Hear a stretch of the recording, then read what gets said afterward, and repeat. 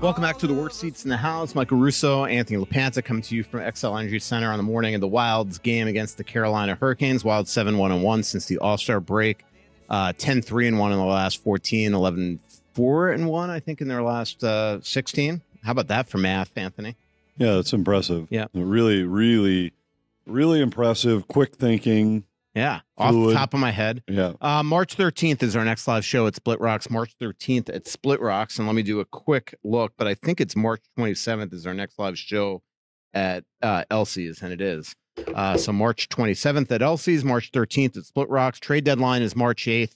And a huge week for the Wild ahead here. We have a lot of steam on the trade deadline that we'll get to in the next little while on this podcast. The Wild play Carolina tonight, then go to Nashville and St. Louis for two monster games, Anthony. A huge week, and it's coming off of the week that we thought was the gauntlet week, playing 4 games against 3 of the top 8 teams in the NHL, 2 sets of back-to-backs, 3 of the 4 on the road, talking about Vancouver, then Winnipeg, then Edmonton and Seattle, and the Wild came out of it with 3 wins in 4 games. The only loss, the second of back-to-backs in Winnipeg against the Jets. And now it's another big week for a different reason. It's because you're facing the teams that are closest to you in the wild card race in Nashville and St. Louis. Starts with Carolina, ends with San Jose.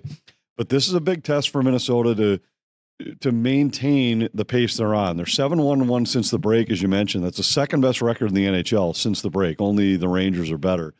Yet they've only been able to gain 3 points on both Nashville and St. Louis because they've each had 6 wins over the stretch. So this is important. You've got to win those games head-to-head, and probably another week where you need 3 wins in the 4 games in order to keep the pace going.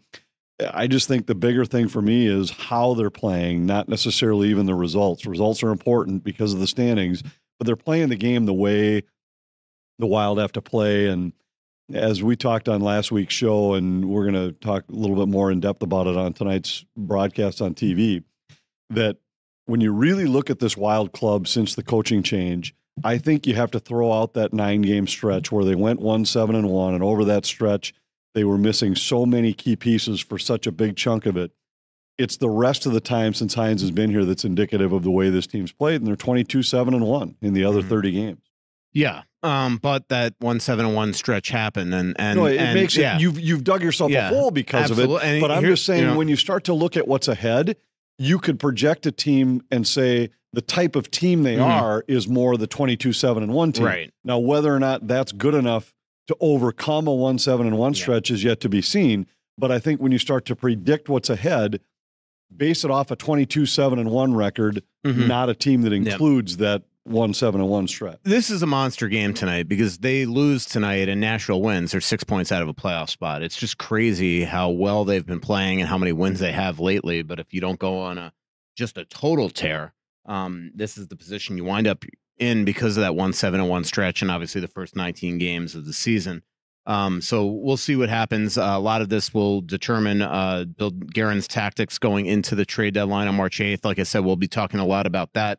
Last night, actually, Anthony, I had a pretty cool night. I went out to La Grolla for the first time ever. And I know you've never been to La Grolla? I've never been to the La Grolla. You've never brought me. You're an Italian aficionado. We've been there many, many times. A great patio setting in the summertime. Great little quaint place. I love the wine list. The setting is great. Food's good.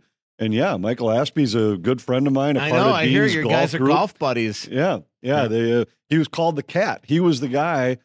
I don't know if you remember earlier this year when there was a lot of talk about Dean growing his hair out. It was like, hey, are you just trying to be more like the Cat? Trying to be more like Michael Aspie? And he's a great guy, and we've had a lot of fun on the golf course over the course of the summer. But I took a couple of the Carolina Hurricanes folks, and they said it was the best meal they've had on the road all year. And then afterwards, we went over to the curling club. I'd never been in there. What a cool place that was. Just watching curling, I try to improve my game. Right. Your game that you've been refusing to even make a second attempt. Yeah. It looks so much easier than it is. Well, you have to.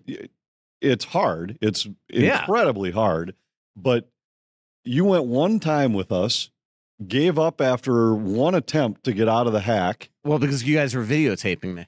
I wasn't. Somebody you really was. think I was videotaping anything? Yeah, no, that's true. That video, if that videotape were ever to surface, it could go for some huge dollars to any one of your Twitter followers. So the other thing is the guys that are sweeping and the women that are sweeping, like that is a hard job too. If I did that, one, I would fall. Without a doubt, go ass over tea kettle. But the other thing is, like, I would pull every back muscle of my. There's no question. Yeah, that's what you were. Like, I'm dumbfounded here by a little bit of your lack of memory of your one curling attempt. You were supposed to be the sweeper sometimes. Said no, you refused to do it. So you would take your turn as the thrower, and then you would just stand on the side while other people swept for you. The sweeping is incredibly hard. It's hard work. Yeah, I don't remember any of this. I'm aware. So that was fun. I do have vivid memories of the video that once existed. I don't know if it still does. We'll see if Chad Graff's listening to this week's. Chad has the video? He did at one point. I don't know if it still exists. It's obnoxious. So, right now, Chad, if you're listening, there probably is. Chad doesn't know what the hell's going on. No, I know. There's no doubt there's no chance he's listening. But if he were to, or if somebody were to give him a heads up, this could be something that would be held for some pretty good ransom, I'm betting. I got a feeling like a good bottle of wine could be headed to the East Coast if a video could be returned in coming the other way in exchange. Bullshit. Ooh. Yep. Sorry. Careful. There you go, Brandon. Brandon, if that is out of this podcast, there's going to be hell to pay. Hang on. Let me text Brandon. 6:22. I cursed. Okay. Let's talk a little bit about the. Well, actually, let's go through this player poll. What'd you have at Lagrola? First of all, I had a chicken salad because I'm on a little nutritional plan right now. It was great though. I mean, it was awesome.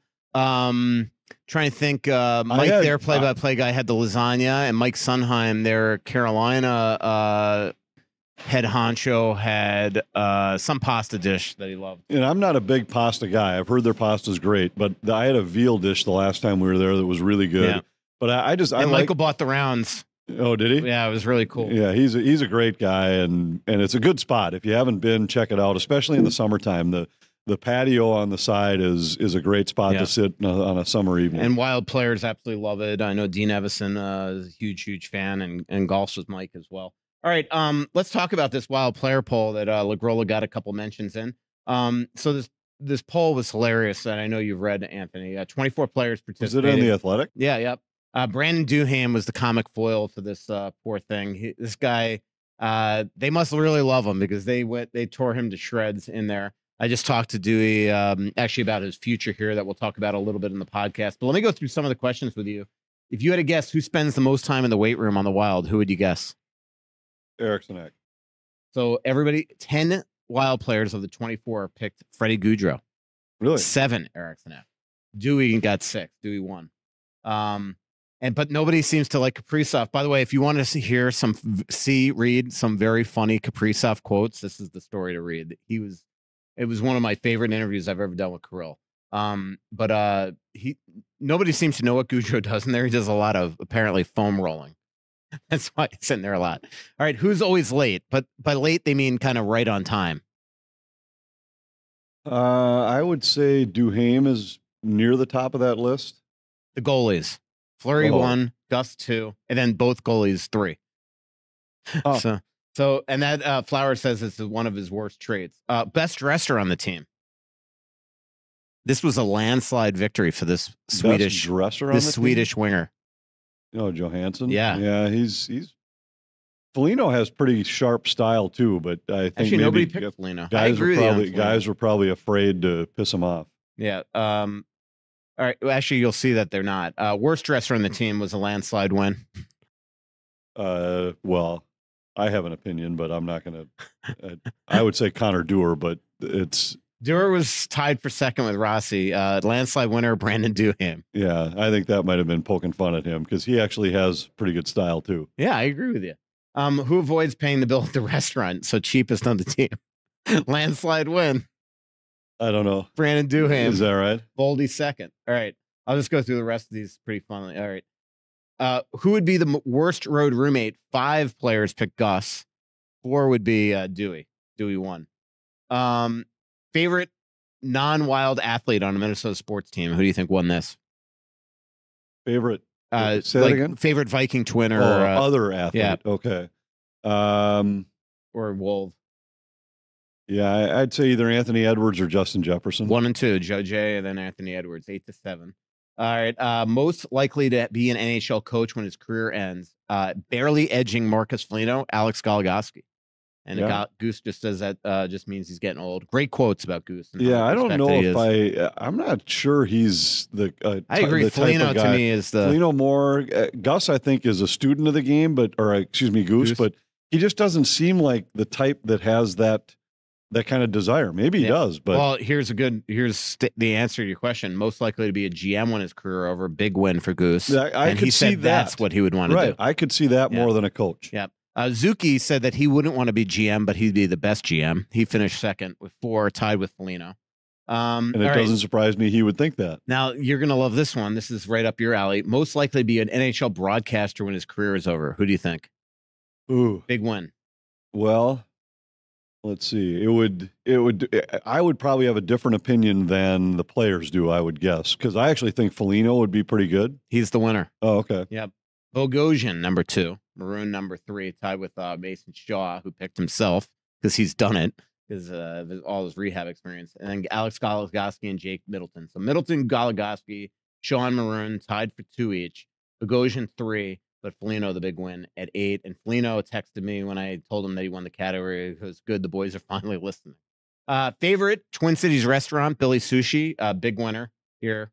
Anybody that frequents Billy Sushi knows that Wild players are in there all the time. Yeah, and I like Billy Sushi, but I don't think it's anything spectacular. I've been there several times. I think it's good, and LaGrolla should get some love on the St. Paul side, and I'm a big LaGrassa fan. That's where I've sent some of the teams who stay in Minnesota. Only got one. I was shocked. That would be mine. LaGrolla and Bar LaGrassa right up there with my favorite Italian places. Yeah, it depends on if you're staying in St. Paul or Minneapolis. If you're on the St. Paul side, I like LaGrolla for Italian. If you're on the Minneapolis side, and I wouldn't say LaGrassa's true Italian. Yeah, it's more Mediterranean, but it has pasta if you're looking for that. Really good bruschetta. And Mason Margot, cool spot. His new French restaurant in North Loop. I haven't been there. Spoon and Stables right across the street. All right, we'll wrap this up. Best sewer ball player. So pregame soccer. I always call it soccer hacky sack. Zuccarello, huge win over Brodin, believe it or not. Here's the most interesting one that I thought, because I never knew this. So best poker player, big winner, Ryan Hartman. Guess who was second and got 5 votes from players? You're not even going to believe it. Well, I'm trying to think. The poker games take place on the plane a section in front of me. Right. And I very rarely pay attention to who wins, but I'm just trying to think of who yells the loudest up there sometimes. And I don't know who Kirill Kaprizov. Yeah. Yeah. I did see a score sheet one time that had a lot of points under his name, but yep. And Hartman says he plays mind games, which is why he would win head to head. Most obnoxious on the group chat. Big win here from Marcus Foligno. Fleury says that he's not obnoxious. He's just very funny. And that was what Foligno said. He goes, I'm not obnoxious. I'm the funniest guy in the group chat. This is via text, by the way. I'm a guy who cannot not say something when someone writes in there. I have to acknowledge everything. I love chirping guys and getting the group chat going with funny pics or gifs. It's easy when everyone else on this team is dull. We even have a guy without an iPhone. Come on. And of course, he's talking about Gustafson there. These were my favorite questions to ask. That's like what we've got with my brother. Yeah. So we can't do group texts for our golf outings or the Donkey Hockey League because he's got a non-iPhone, so it screws everything up.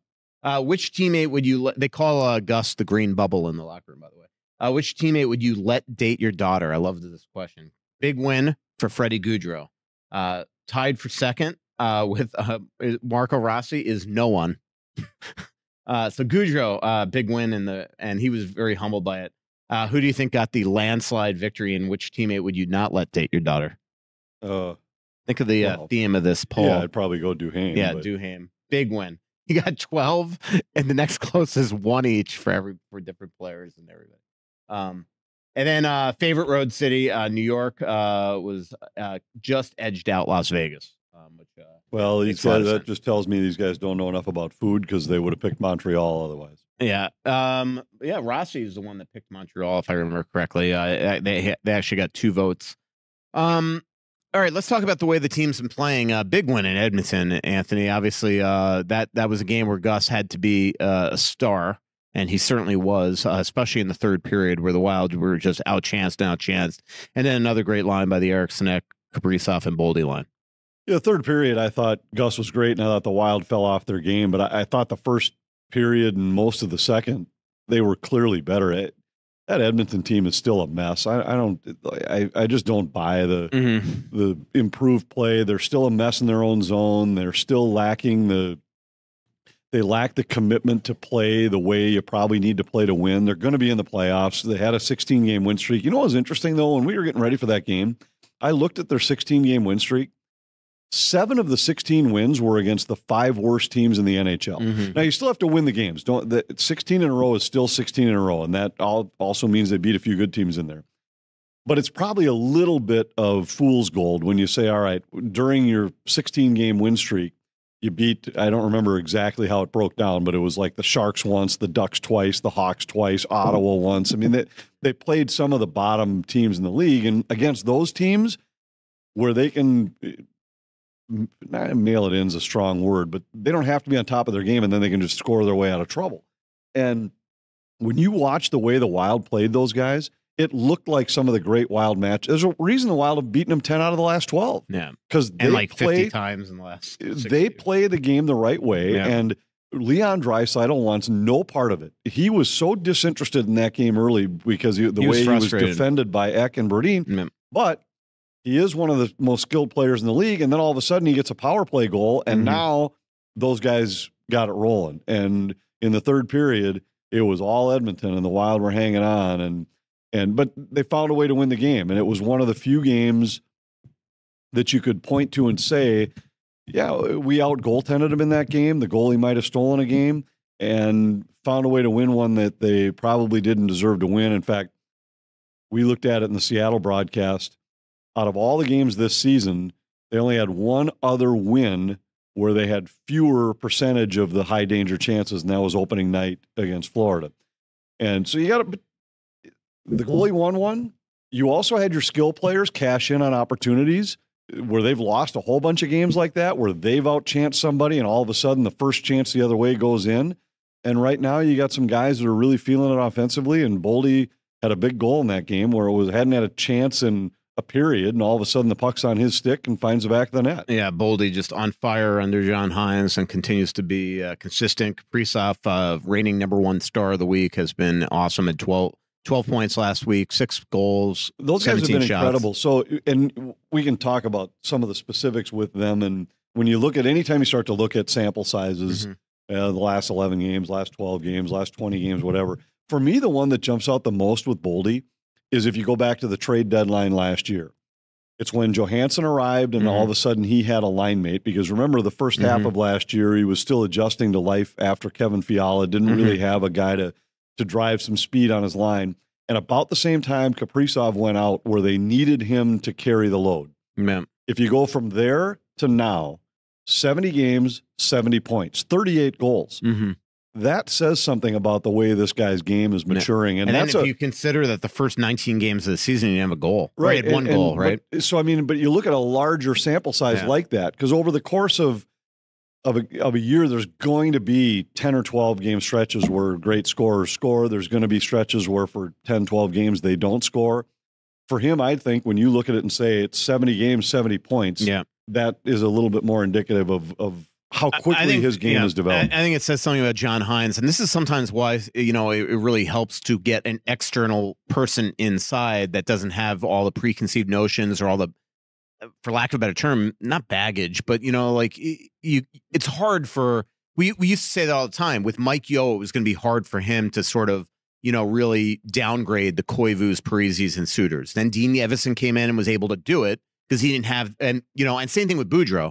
And then Dean Evison came in and he was able to do it. But then there's a point where, John Hynes, immediately when he got here, when things weren't going right with Zuccarello and Kaprizov, he split them. He eventually put them back together, but then he split them again. This is stuff that wouldn't happen before, but somebody else comes out from the outside, looks at the big picture and says, I'm doing it. And why do you think that line's really good right now? And at even strength, that line wasn't good at all this year. Kaprizov, remember, had almost no even strength points. It's because I think that, say what you want, I know that Boldy drives a lot of people nuts with maybe the turnovers or missing nets, but he is a direct hockey player. His first thought when he gets that puck is to put it at the net, where I think Zuccarello's first thought is always to play east-west, look for that second pass. And I think the line just is much more direct now. And then you add Eriksson Ek to it, and that I think is the reason why. I actually think Boldy's game has become more that way since this switch. When he was off his game earlier this year, it was for the same reasons you're talking about with Zuccarello. It was the same thing that Dean talked about a lot. We need to get him to play more direct. It was the thing that Hines talked about when he put them with them. And it was more Boldy and Kaprizov, I want you guys to play with Eriksson Ek because he's going to force you to play a straight line game. And I think it has. Boldy, we've seen at different times in his career, when he starts to feel confident, all of a sudden the shot attempts and the shots go up. And going back to, I think it's mid-January, we're going to show it tonight, he's 5th in the league in shot attempts per game. Kaprizov's 9th over that stretch, and it's about, it coincides. Maybe it's just having Eriksson Ek there, because if is there a more direct hockey player than Eriksson Ek? That's exactly what I was just saying, is that when Hines put them together, he said, I want those guys to play with Eriksson Ek because I think he can drive them to play a more direct game. Yeah. And the other thing that is, when Boldy's on his off wing, he feels much more comfortable, seems to anyway, I haven't asked him about this, taking pucks off his backhand, driving to the middle of the ice on his forehand. He seems to be more dangerous that way. Yeah. But right now, it's fun when you watch a confident scorer play confidently because he's scoring. And right now, the plays Boldy's making, the forehand to backhand goal that he scored the other night in Seattle, was a skilled play that a guy that is not on top of his game doesn't make. As I mentioned, March 13th at Splitrocks is our next live show. I want to talk to you about the trade deadline, but here's a look at some of our sponsors. I'm a big fan of Livea Weight Control Centers because I'm also a client. I've lost 23 pounds since right before Christmas by following the nutritional plan they've put together for me, plus eating some of their scrumptious foods. Well, I've got some other exciting news. Livea, the trusted leader in weight loss, is now offering breakthrough weight loss medications at their center locations. I was down at Roseville a couple of weeks ago, and I met with Dan, Marie, and Amanda, where I got all the details for myself. And my home location, Woodbury, just started it up for themselves. If you're like me, the medical weight loss program could be the perfect thing to complement the work you're doing on the nutritional side of your journey. Livea's new medical weight loss program helps you overcome those biological barriers that can make losing weight so difficult. I know it all too well. This upcoming 2 weeks, I have early flights to Nashville, St. Louis, Phoenix, and Denver. I've got super late nights with games, and the medication helps eliminate the food noise and could help toward accelerated weight loss. For a lot of us, especially if you've got early mornings and late nights, half the struggle is often being hungry. Well, this helps decrease your appetite. And I get all this alongside the award-winning expert nutrition and personalized one-on-one support that I've come to love about Livea Weight Control Centers. So visit Livea.com. That's Livea.com or 855-GO-LIVEA to find out more about their groundbreaking medical weight loss option. Be sure to mention my name, Russo, when you call in or fill out the form on the website, and the awesome folks at Livea will get you all set up. Start your weight loss journey the Livea way. Hey, everyone. Attorney Jerry Bosch here with Bosch Law Firm and WorkCompExperts.com. For almost 30 years, we've represented Minnesotans just like you all over the great state of Minnesota to guarantee they've been treated fairly and with respect when they've suffered a work-related injury. A work injury can change your life in an instant. You need someone on your side who can help you focus on getting back on your feet and getting paid while you do. You may be entitled to medical benefits, wage loss benefits, job placement, retraining, and payment for permanent disability. To make sure you are being paid all the work comp benefits you're entitled to, please call the attorneys at Bosch Law Firm. The call is always free, and there's never a fee unless we recover benefits on your behalf. Call 651-333-8300, Bosch Law Firm, or visit us at WorkCompExperts.com. All right, back here, worst seats in the house. Mike Russo, Anthony LaPanta, again, March 13th at Splitrocks. Easy for me to say. March 27th at Elsie's. Definitely come on out to those shows. We're going to be wrapping up the trade deadline. Let's talk about the trade deadline now, Anthony. We didn't get to the Seattle game, but the Wild dominated that game. Flower was great. But let's talk about the trade deadline right now. I don't think it matters if the Wild are in sell mode. I really, as I reported in the Insider the other day with Joe Smith and me, I think not only is Brandon Duhaime on the block right now, I think Connor Durr is on the block right now, and I think there's a good chance that Bill Guerin is considering trading both Durr and Duhaime, even if they are not in sell mode. They have Mason Shaw waiting in the wings, which we could talk a little bit more about. They're trying to sign Marat Khusnutdinov. It's not as easy as just signing him. Their contracts go to April 30th, so you have to negotiate a sort of a release of his contract and try to get him over here. They obviously have, hopefully, Foligno and Maroon coming back. Maroon's not going to be back anytime soon.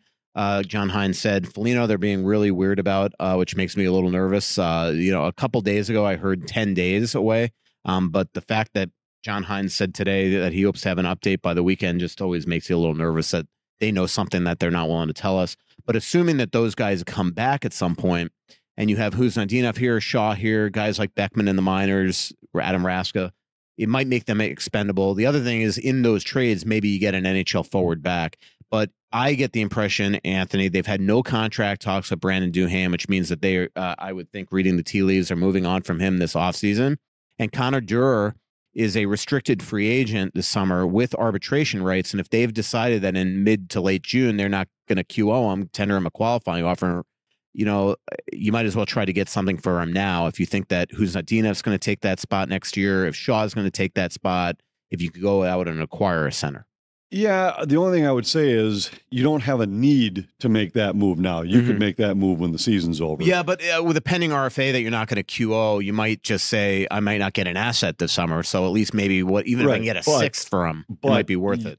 I don't think you make that deal for a 6 for him or even a 5 I'm talking for about him. Durer right now. Right, that's what I'm talking about too, is that unless you are either out of the race for sure or you feel like that you have a replacement for him right now, which it doesn't seem like it's obvious it's Mason that they Shaw. do.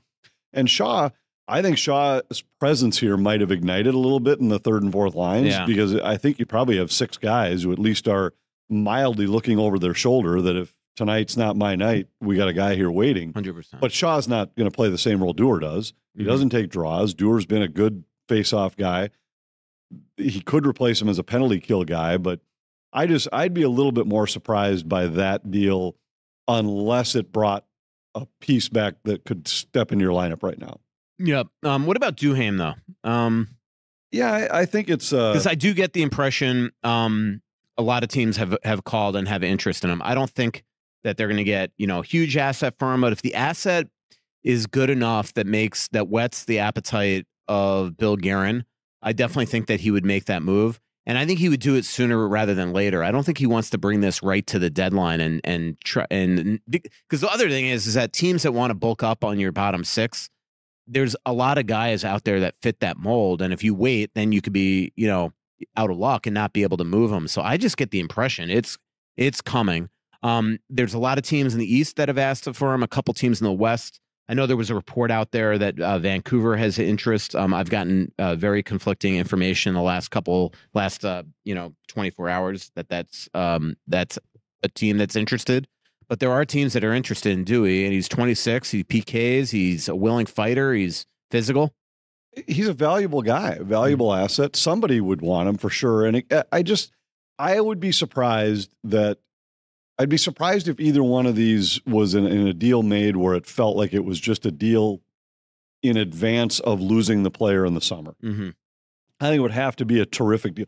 It would have to be a deal, and I don't think it would be as good, but a deal like the one last year that came out of nowhere to send Jordan Greenway away. Mm-hmm. The return was so large that it was a deal you couldn't pass. Yeah, second round pick. Even though Greenway was still an important part of a team that was making a push and ended up being a playoff team, that return was so large that you just couldn't say no. Mm-hmm. And I think that would have to be something similar for Duhaime. Not that I don't think that return would be a 2, but I think it would have to exceed what a reasonable return would be by a wide margin. I mean, remember Jordan Greenway, when he got traded, had scored 1 goal against a goaltender all year. Yeah. Had 2 and 1 was an empty netter. And when a team calls and says, hey, we'll give you a second-round pick for this guy, you can't say no. And so I don't know what that number would be for Duhaime. What if somebody called you and said, hey, we'll give you a 3rd-round pick for him? Well, then I think you have to consider it. But I just don't think there's an urgency or a need to move either one of the guys. It isn't like you've got I think Dewey's gone. He might be, but I'm just saying I don't think it's because you need to make the deal. It's just if the right deal's out there, they'll probably make it. How about this fact? You know who they got? I'm just making sure I'm right on this. But that Jordan Greenway pick, yeah, Riley Height, who might make this team out of camp next year at 19 years old. Right. No, that was leading scorer in the WHL. It was a terrific trade. Yeah, I mean that's the thing. Billy Guerin has made some unbelievable trades. Like that trade. How about even just getting a second-round pick for Jack McBain when a month later he could have freaking signed, but he would have signed with Arizona. Right. So he gets a second-round pick for a guy that would have signed there anyway. So I think there was to me that trade and the Fiala trade are the two biggest, because in both cases everybody in the world knew you had to make that trade and yet still got a return. The return for Kevin Fiala is going to go down. It could very well go down as one of the best trades in the history of the Wild. Yeah, because you ended up getting Brock Faber, who has turned, like right now, I'm not sure you trade Faber straight up for Fiala. I don't think anybody would. No. And then when you get consider a first-round pick, when you consider the age and the price, I'm just saying, like tonight on the ice, Faber's a more valuable player. Now you throw in his age and his price, and it's a no-brainer. Yeah. And then yes, you throw in a number one pick. I mean, who gets that for a guy that everybody in the league knew you were going to trade? Yeah. Everybody could have lowballed you knowing, like, hey, he's going to have to deal him somewhere. And just remember the context, too, is that Fiala was really getting to pick where he wanted to play because it had to be somewhere to get a first-round pick in Brock Faber. It had to be somewhere where they knew they were going to be able to extend him for 8 years, which they basically did. I think it was 8. By the way, Faber's a great price right now. In 2 years, wait till he's $9 million. Even if he's $9 million. No, I know. I mean. Now you're talking about a guy but he's still going to be, he's going to be in the same ballpark as Fiala. Yeah. And he's younger and plays a more valuable role. I am telling you, I'm convinced this summer that his extension is going to be 8 times 9, Brock Faber. I just have this, I think that's what he's looking at. And when guys like Jake Sanderson are getting 8 times 8 and Powers contract and Dahlin, and this guy is the real deal. And then you get a first-round pick that was Liam Ogren that really, if you want to look at it, is Danil Yurov, because remember, if they didn't have that second-round, that other first-round pick, they would have taken Yurov at the Ogren pick, but they knew that they took whichever guy they get with them. But either one of them. They took Judd Brackett took a calculated guess that nobody was going to draft Yurov in those 3 or 4 picks between Ogren and Yurov. So, right, but either one, it doesn't matter which guy whatever way you want to say, they got that guy plus Faber for Kevin Fiala. Yep, I don't think right now Fleury told Joe Smith the other day that this is his team and that he doesn't want to go anywhere if they're remotely in a playoff contention. I think that's real. I'm starting to wonder if this summer we see them actually bring Flower back. Like, I don't think he's retiring anymore. His game's not cratered. He loves the game. He's loved in this locker room. He loves Minnesota. And you know what? I mean, here's the deal with Jesper Wallstedt. I think they'd love to get him some reps up here to see what they have in him. But is he ready? That's the thing. But the other side of that coin is say Iowa's going to suck again next year. Do you want this guy to continue to be the backbone of a team that's just brutal? Like, you almost need him almost here. So I'll be interested in what happens. It would not shock me if all of a sudden this summer we see Fleury get a 1-year extension and be here to buy a little more time for Wallstedt. Yeah, maybe. But I don't know that I'd worry as much about losing games in Iowa. It would just be more of, is he ready for the National Hockey League? And is there a better way to get ready than facing 1 million shots a night? Maybe not. And maybe you're in a spot where at some point you got 3 goalies here in the second half of the season or something. I mean, you want to do that all year, but there's a possibility you could go second half of the year, just say, hey, we're going to March 8th, as long as you're cap compliant, you could have. You could even do it earlier than that, as long as you don't keep extra forwards and defensemen around. I mean, there are a couple teams who this year have carried 3 goalies for long stretches. Yeah. But, Shaw would need waivers. And obviously we know Merrill and Goligoski can't go anywhere. And Merrill, would need waivers to get that third goalie onto the roster. So it's probably unlikely until after March 8th, which then you can, again, go over your 23 maximum roster. I was talking about next year. Oh, okay. I see what I you're was saying next year that you could, if you wanted to start the season with Wallstedt in Iowa, and if you were worried that he was just getting beaten down being on a lousy team, bring him up for the second half of the year and let him learn in the NHL. Yeah, I see what you're saying. Zach Bogosian's back. He's not playing tonight, but he is back. So yeah, well, he's on the ice with the team today. That and tells he's going to go ready. on the road trip. So that he's a pending UFA. Bill Guerin told me last week that he wants to bring him back, and so I don't think that he's getting traded. The interesting one is Maroon, because John Hines said today he's not anywhere close to playing.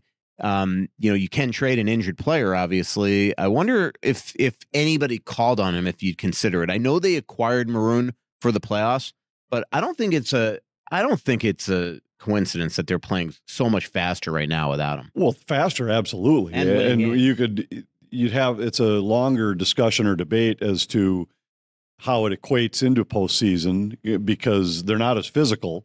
And it's not just because of Maroon. It's Maroon, Bogosian, Foligno all out of the lineup at the same time. Mm-hmm. But there's no question that they've become a faster team with the way the lineup is built right now. You got a third line that's got Lucchini, Lettieri, and Rossi on it. You got a fourth line for tonight that's got Dewar, Duhaime, and Hartman.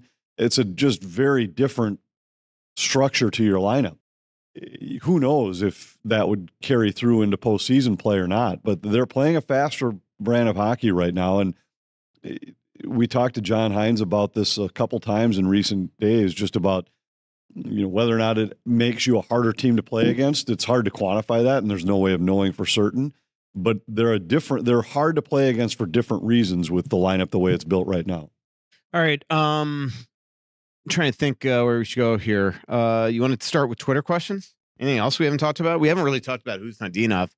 So the Wild are trying to sign him.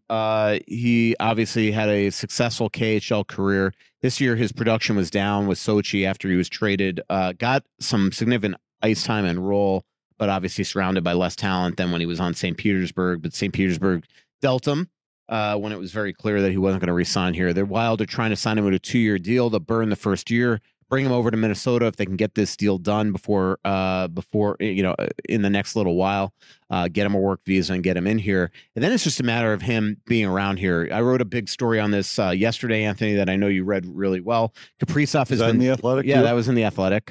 You borrow Margot's username. Yeah. So you can also go on Apple News. Apparently, you can get all these stories too if you're not an Athletic subscriber. So anyway, I talked to Kaprizov about him, and his eyes lit up. And the one thing that Kaprizov basically said to me is that, the one thing that he's realized since Kulikov left is how much of a help Kulikov was to him. Just having somebody to talk in your native tongue, ask questions if you don't understand. And he hopes to be that mentor guy for Marat Khusnutdinov. He said that they've texted every day this week, which is pretty cool. That Kaprizov was so candid about that, and says he's a good kid, good player. I talked to Khusnutdinov via text message the other day. He told me he's never been to the United States. And I think that is the key here. We're seeing with Mason Shaw, it's going to be hard for a Russian player that's never played professional hockey in North America to just come in here and get a ton of ice time, especially if the Wild are playing meaningful games. Any coach is going to want to go with the guys that they have trust in. So that is going to be tough. But I think the goal here is this kid is from Russia. He's never been into the United States. The goal is to give him a head start into next year's camp so he can make the team. Get him around the team. Get him to learn the teammates. Get him to learn the culture, where to shop, where to live, all this stuff. And I think that could be a very valuable thing. For sure it could. And you just never know. What if somebody gets banged up or nicked up and all of a sudden you're in the lineup and skill rises to the top? I mean, I have no idea what's going to happen, but I think the sooner that you get something done to get the guy over to the United States, it's going to be good for both the organization and the player. Absolutely. Let's talk about some of our other sponsors. We'll be right back. Feeling overwhelmed by a growing to-do list and a shrinking schedule? Spending more time stressing over household repairs than enjoying life? Well, you're not alone, and Aquarius Home Services has your back. They are your trusted local let us tackle your to-do list team. Aquarius Home Services is here to assist. Whether it's your furnace, electrical work, or plumbing giving you trouble, you choose the service and they will handle the fix and take $98 off the repair cost. That's right. For any furnace, plumbing, or electrical repair, they're slashing $98 from the price. Watch your to-do list shrink while you reclaim your time. No more worrying about flickering lights, leaky toilets, or noisy furnaces. Their dedicated professionals respect your home and your time. Aquarius believes in earning the right to be recommended. They're just a click away at AquariusHomeservices.com. And don't forget to mention Russo sent you. Royal Credit Union is your trusted advisor for every age and stage of life. Have a goal to save for college, a vacation, wedding, a down payment on a house, or retirement? Open a 5.15% annual percentage yield 11-month certificate at any Royal office or online at rcu.org/financialjourney-CERT. Early withdrawal penalties could reduce earnings and principal. APY accurate as of 2/2/24. Insured by NCUA. Whenever I want to look like a non-slob, I wear twill. So Saturday night, I'm at Head Flyer. Everything I was wearing, I got at twill in the Edina Galleria. Sunday night, Timberwolves game. Once again, decided to go into non-slob mode.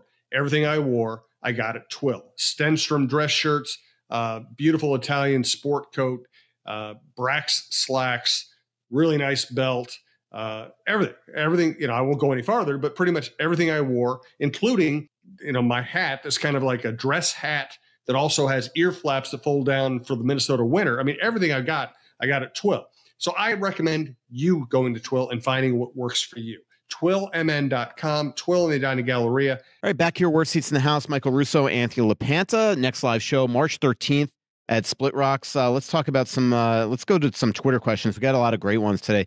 Joey asks, what do you make of Freddie's deal going forward? He's got 4 years left at 2-1 after this year. Seems to have been even more marginalized role since Dean was let go, and the scoring touch he found the last years has considerably regressed. Completely agree. He's second line center tonight. He is, but I'll just say this, and I've said this from the time the deal was signed. I think it may be a hair higher. Like if you would have said going into the negotiation, what's it going to take to get Freddie Gaudreau to sign here long term, I might have thrown out $1.5 million a year for 5 years. And so maybe it's a hair high. And I said that the day we signed him, that if it had been $8 million over 5 years instead of 10.2 or whatever it was, that I probably would have liked the deal a hair more. But if this guy does nothing more than be a penalty killer, fourth line center that occasionally can move up in the lineup, shootout specialist, and a good faceoff guy.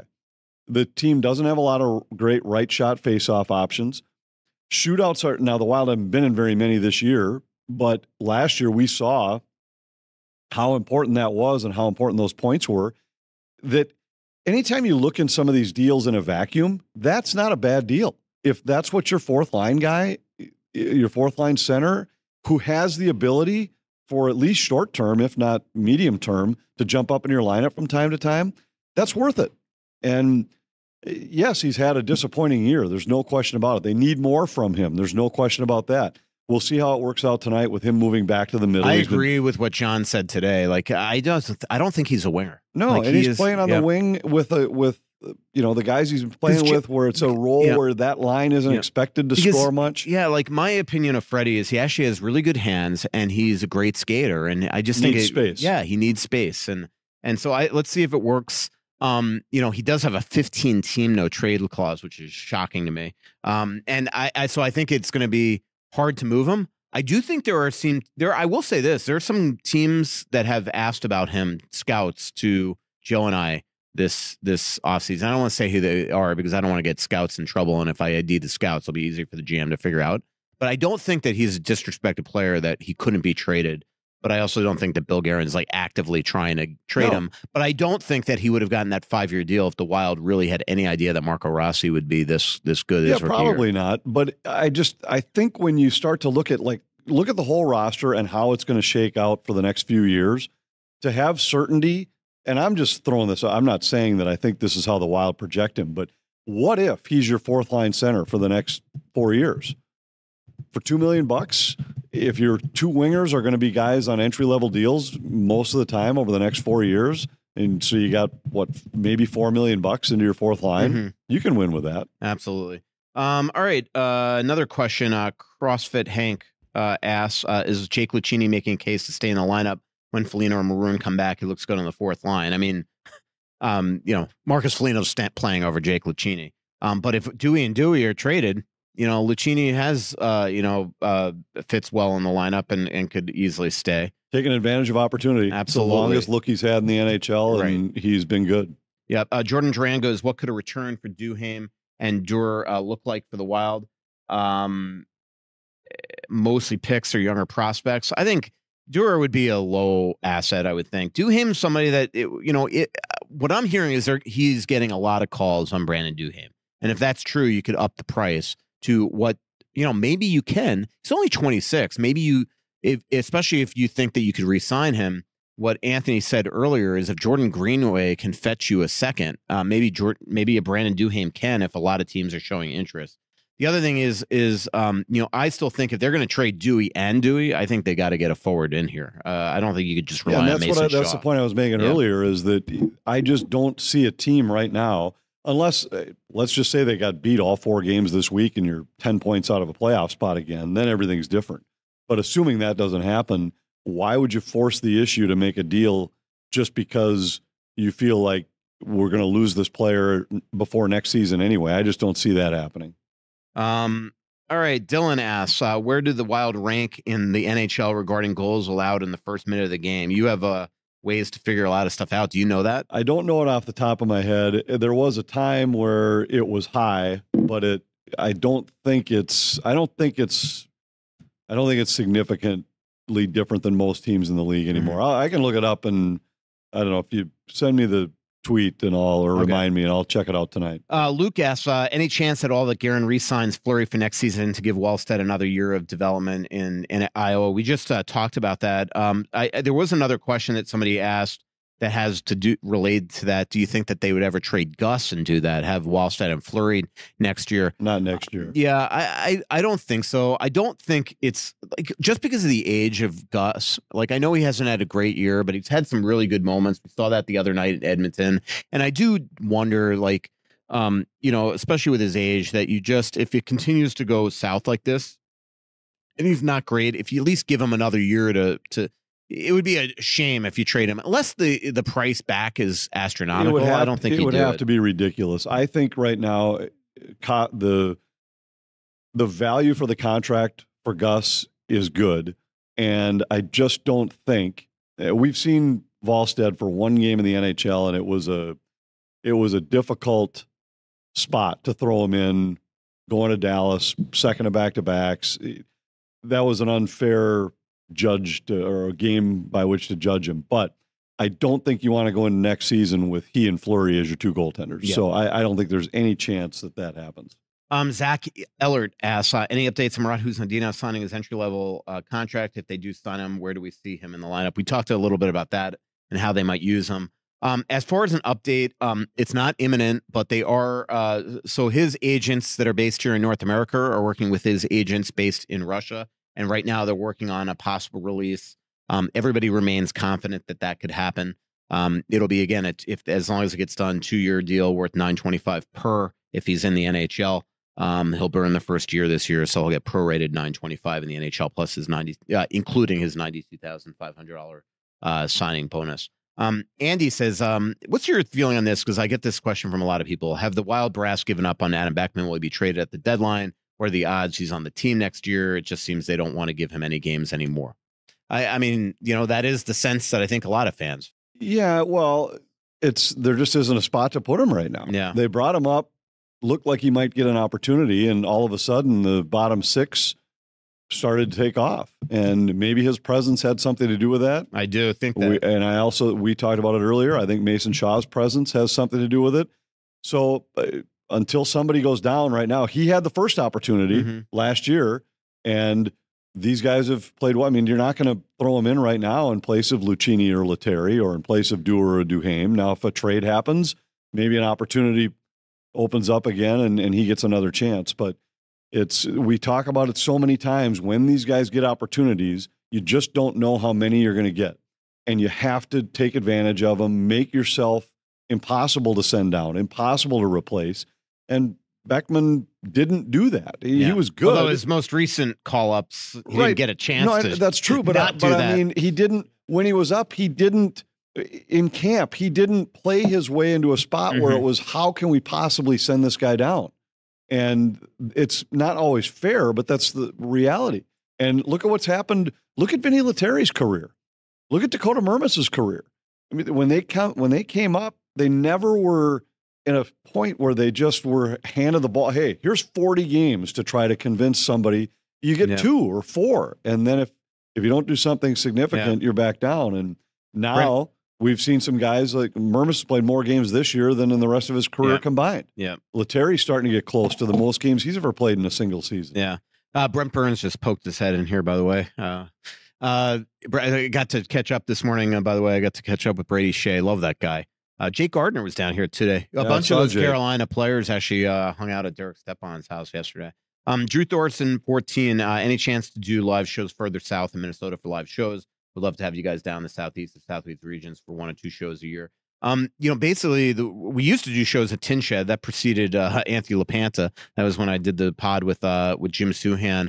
The reason why we do LC Splitrocks and Tuttles is because Tuttles is a sponsor of the show, so we go to their restaurant. So if somebody in the South is interested in having us, be sure to email Karen Cleary at KCleary@talknorth.com, and we'd love to come down to you. That'd be really fun, actually. Let's see. Not a sports writer asks, if Khusnutdinov comes over and plays well, do you think that would have any impact on the Wild's view of Yurov's decision possibly coming over next year? I don't think it does. First of all, again, the Wild want Yurov over here. They're just fine if he wants to stay. And right now it sounds like he wants to stay. I think Yurov, I mean, to me, if I was in Yurov's shoes, I would want, and I don't know all the politics over there. I know the pressure that these guys get, but I would want to get over here and get with Kirill Kaprizov immediately and get on this team. I know he's a huge fan of this team. I correspond with him often. You see him liking and, all these Instagram stories from the Wild and all that stuff. So he's definitely part of this. I think his future, he wants to be here. Marco, just a matter of when. Marco asks, is it way too early to get excited about the possibility of Chisholm being a top 4 defenseman? I don't think so, Anthony. He looks like the real deal to me. I think he does too. And I think I mentioned on this show that when he was traded, I talked to some people in Winnipeg and they said, you're going to like this guy. He's going to be a top 4 defenseman in the NHL. I didn't know much about him. He skates that well. He's confident on the power play. I know the Wild had to learn about how he'd play in his own end. And we've seen a couple moments where under high pressure, and he wasn't the only one on that Wild blue line that struggled under some high pressure, like in Edmonton early in the game in Winnipeg. But he's looked terrific so far. And as you start to project a defensive group that, let's assume it includes a healthy Spurgeon again next year, if this guy's on your third pair of defensemen, or if he's your number 4, and that means one of your current top 4 on your third set, I think the Wild have got something. A couple more questions, then we'll wrap up the show and let Anthony get his voice ready for tonight's game. And my writing chops, I'll get to exercise my fingertips. Jackson says, if the team enters the zone, offensive zone, and they are offside, but it isn't called, there's a shot on goal net, the goalie freezes, leading to a faceoff in the offensive zone. If that team scores off the faceoff, can it still be challenged for offsides, or no because of the stoppage? No, because of the stoppage. Ben asks, Marat, I love the sarcasm in this tweet, and I gave him a sarcastic answer back. Ben says, will Marat Khusnutdinov be given a legit look once a year, or will he get the normal youngster treatment and maybe get a game or 2 here and there, but on fourth line and be a regular scratch? Again, I don't understand. Do fans not pay attention to pro sports? Marat Khusnutdinov has never played a game in the NHL. The Wild are deep in a playoff contention right now. Do you want him to? Should he come in and center Kaprizov? Should he come in and center Zuccarello? You have to earn your way. You got to practice. You got to get used to your new surroundings. So yes, if he comes here, he is going to be given the normal youngster treatment, as he should. Maybe they have 15 injuries that wind up allowing him to play up in the lineup immediately. But I just don't get sometimes the sarcastic questions that I get from fans. It's just crazy to me. Karen Fiala, this is a great. And by the way, the avatar of this person is Fiala with a wig.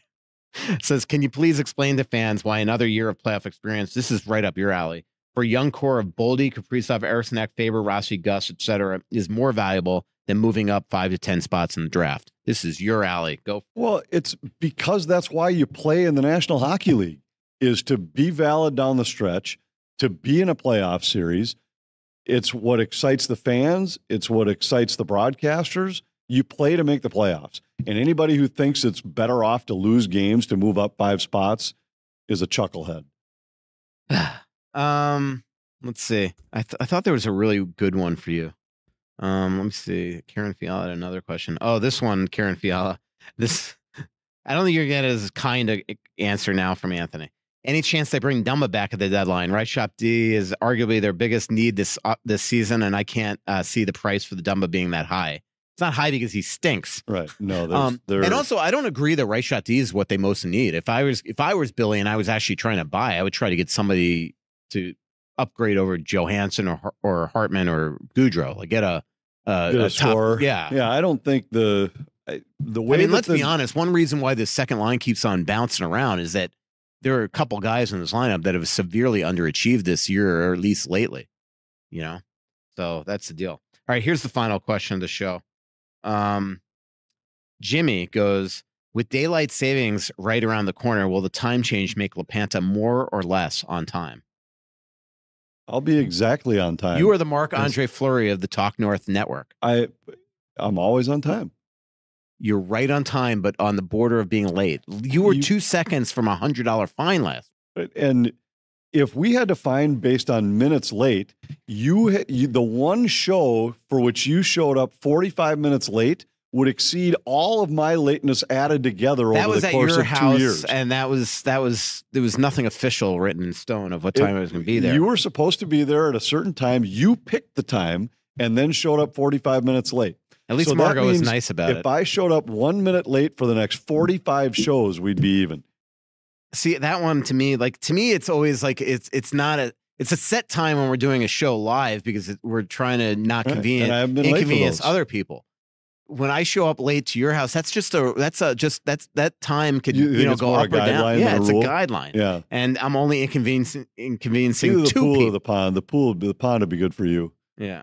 Anyway. Well, this was a fun show. I feel like we got a lot of work done this show. Yeah, I had a lot of work done. And we got a lot of good stuff. The team's playing great, makes it exciting. Found out that you finally made it to one of the best Italian places in town. I know, La Grolla. Yeah, and now we found out that you have excuses for when you're late. One of these shows we got to talk about your handicap. I'm starting to hear that's been a little fudged. Fudge? No, I play at a handicap that's too low. I know that. Most people try to have it too high. Right, and I don't. So it's not fudged. I play to my true handicap. The problem is I just don't play to my handicap very often, but I follow the formula religiously, and it's somebody told me recently that if you're an 8 handicap, he's in the Live Tour. But I'll tell you, like if I'm an 8 handicap, and I'm actually not an 8 right now, I'm a 9. But if you're a 9, I play to the 9 like 3 out of 20 rounds. Okay. But you still have to, that's what your number's supposed to be. Okay. All right. March 13th is our next live show at Splitrocks. We'll be doing a recorded podcast next week. We'll figure out a good time to do that. Probably it'll be our last pod before the trade deadline. So that'll be fun. And then, we'll figure that out. We'll got to figure out the time. Thanks to our sponsors, as always, for joining us. And thanks for you for listening. We're coming to you from the Aquarius Home Services studio in the bowels of XL Energy Center. Thanks to Aquarius Home Services, your local authorized dealer for Connecticut water treatment, Royal Credit Union, Livia Weight Control Centers, Bosch Law Firm, and Twill in the Edina Galleria. Talk to you next week, everybody. So much coming out, there's nothing going in. I know that you feel like you're never gonna win. Oh, but the world won't forgive a winner. Bullshit. Ooh. Yep. Sorry. Careful. There you go, Brandon. Brandon, if that is out of this podcast,